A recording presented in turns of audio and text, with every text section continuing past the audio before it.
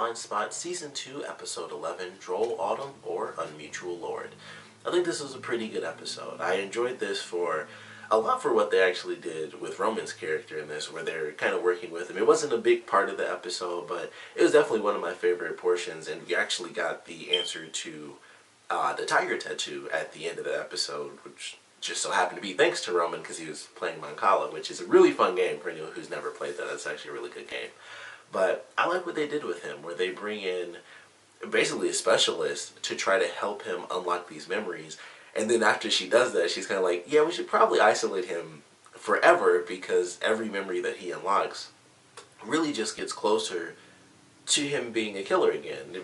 Not that he isn't, because they even mentioned this after his memory was wiped, him taking out the Sandstorm people in the last episode. It was nothing for him. So it's still there already, but she mentioned like it's just going to bring him closer and closer to basically being at 100% of what he was before. So it was a very interesting journey with his character because I thought she'd help him unlock certain memories, and they'd be able to do sort of the half and half thing where he remembers certain stuff, but for the most part it's to help the team and help Jane have her brother back. And then it's not so much the case. By the time we get to the end of the episode, it's kind of like, no, she recommends that, they isolate him completely. So it was just very interesting the way that his storyline played out. And I'm very curious how they're going to utilize him in this next episode, where it's supposed to be that they release him and try to use him. I'm sure it'll go fine, naturally, like any promo. They make it seem like it's going to go haywire, as if he'll actually end up killing Weller, which is just not going to happen. He might shoot him.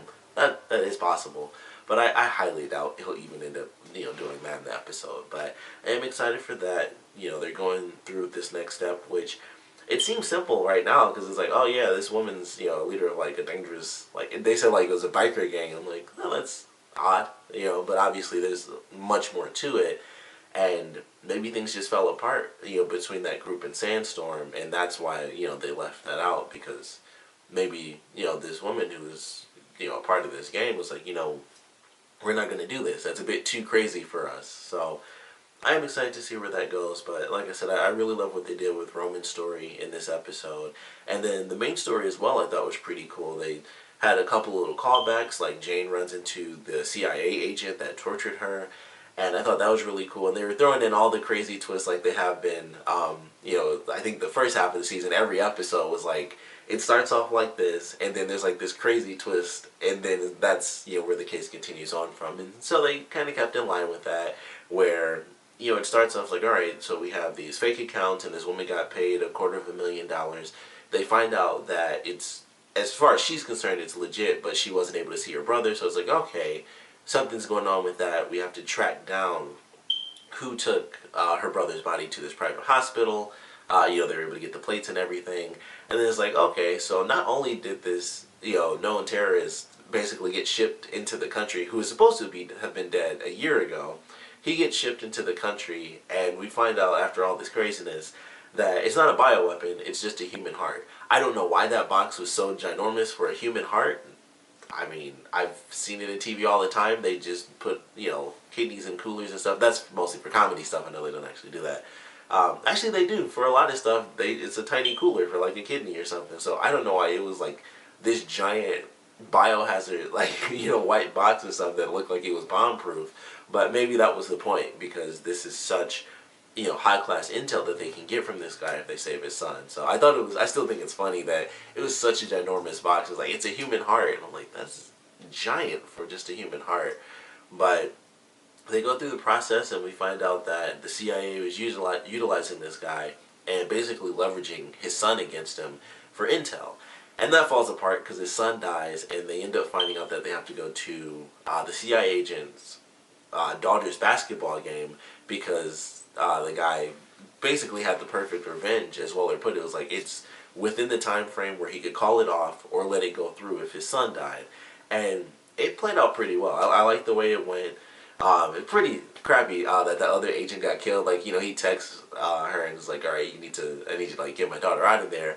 And it could have worked if they didn't already, have the chains are wrapped around the doors because they were about to walk straight out. I figured they'd get caught. I didn't think it would be because they already locked the entire building down. So that kind of surprised me. I was like, oh, they're already, I thought they would keep it at least a bit more nonchalant where it's like, all right, let's move these basketballs in and then, wait a little bit for the time. But they were locked in as well. So I thought it was just very interesting because the doors were locked. But the guy was in there with them. So I'm like, he would have died too based on that giant explosion that happened with Weller when he first found the guy in the truck. So I'm like, wouldn't he have died too, or at least been in an insanely dangerous situation if he was locked in there as well? But he ends up shooting that agent like just straight in the head, and he was supposed to keep the daughter alive basically as leverage. So it was crazy just the way it all played out. Unfortunately, the daughter doesn't die, and neither does the CIA agent. So Weller ends up helping him out, and then there was another person behind the lockers that was about to shoot the guy in the back, and then Jane ends up helping him, and she says, it's I was just doing my job. It wasn't personal, just to kind of get back at him. But ultimately, she helped him out. But I liked the mission. I thought it was pretty cool. Like I said, the stuff that they did with Roman was pretty good. Nas was officially back in this episode. She mentions early on in the episode, they talk about how she goes back to, I believe it was like a synagogue or something. I don't know the actual name. But she goes back every day, even though her source might be burnt out. It was like, I come back here every day just in case there's an opportunity for more intel. And of course, Weller's like, I don't think it's too safe. And my first thought when he said that was like, well, she's been doing it this long. I don't think anyone's going to really care at this point. I mean, considering they mentioned like that was before Jane even came. That was, I don't know exactly the time span, but it was months ago. It was like a super long time. So I don't think any of that is really relevant anymore. I doubt they'd start looking into her or, looking into the location that this person used to go to like almost a year ago. But it could be something. They mentioned it, and then that was kind of it at the beginning of the episode. So maybe, her inside person isn't dead, and they are going to be able to give us some intel, later in the season. But it's something big that they mentioned, and then it was just like, it doesn't, there's nothing comes from this, or nothing has come from it yet, but I still come here every day. So I feel like that's going to have an important role, in an upcoming episode. We also got a couple of little moments with Reed and Zapata where they talk about their relationship, and basically they both played off like, oh, I was on drugs, it doesn't matter, I don't really like you, this and that. And then, of course, we have the ending sequence where, obviously, we know from the kiss, like, he can say drugs all he wants, but he obviously has feelings for Zapata.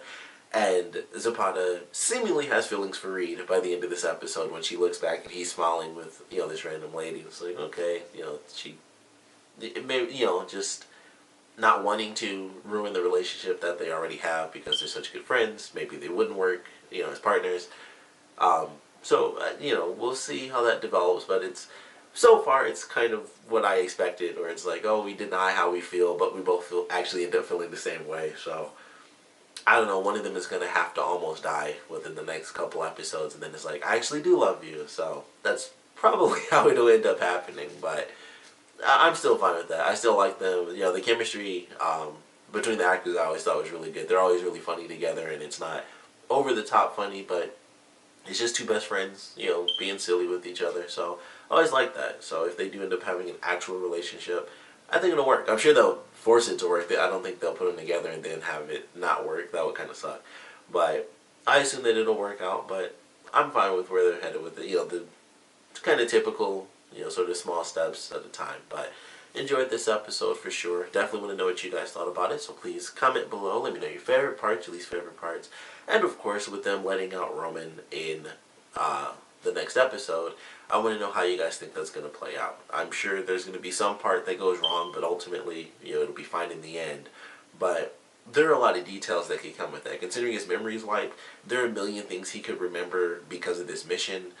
They mentioned the Mancala thing, that was in his subconscious, so obviously everything's in his subconscious technically, even though his memory was wiped.